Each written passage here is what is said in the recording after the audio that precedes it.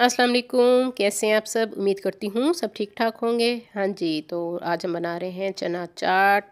रमज़ान मुबारक के मुनासबत से चना चाट के बगैर अफ्तारियाँ नामुकम्मल होती हैं, तो चना चाट हम बनाते हैं। उसके लिए मैंने लिए हैं उबले हुए चने।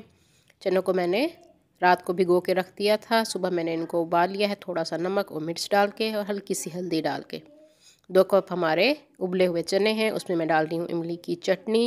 ये घर की बनी हुई है। इसको मैंने 5 से 6 टेबलस्पून आप इसमें डाल दीजिए या अपने टेस्ट के हिसाब से। और साथ हम इसमें डाल रहे हैं केचप, 3 टेबलस्पून के करीब केचप मैं इसमें डाल रही हूँ।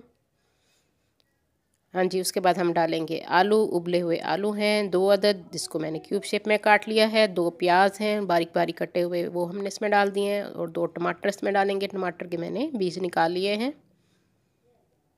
साथ हम इसमें डालेंगे बंद गोभी बारीक कटी हुई। इससे टेस्ट बहुत मज़े का आता है, ज़रूर आप इसको ट्राई कीजिएगा। साथ ही मैंने डाल दी हैं 2 हरी मिर्चें। हरी मिर्चें भी आप अपने टेस्ट के हिसाब से कम या ज़्यादा कर सकते हैं, जितना स्पाइस आपको पसंद हो।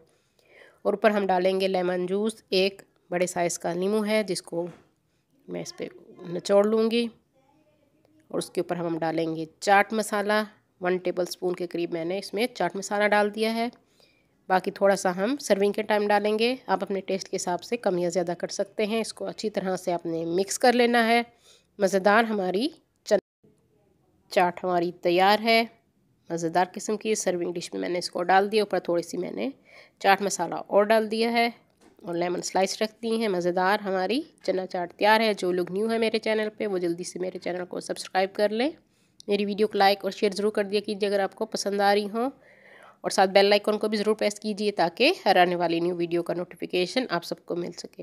अपनी दुआओं में मुझे याद रखिए। अल्लाह हाफिज़।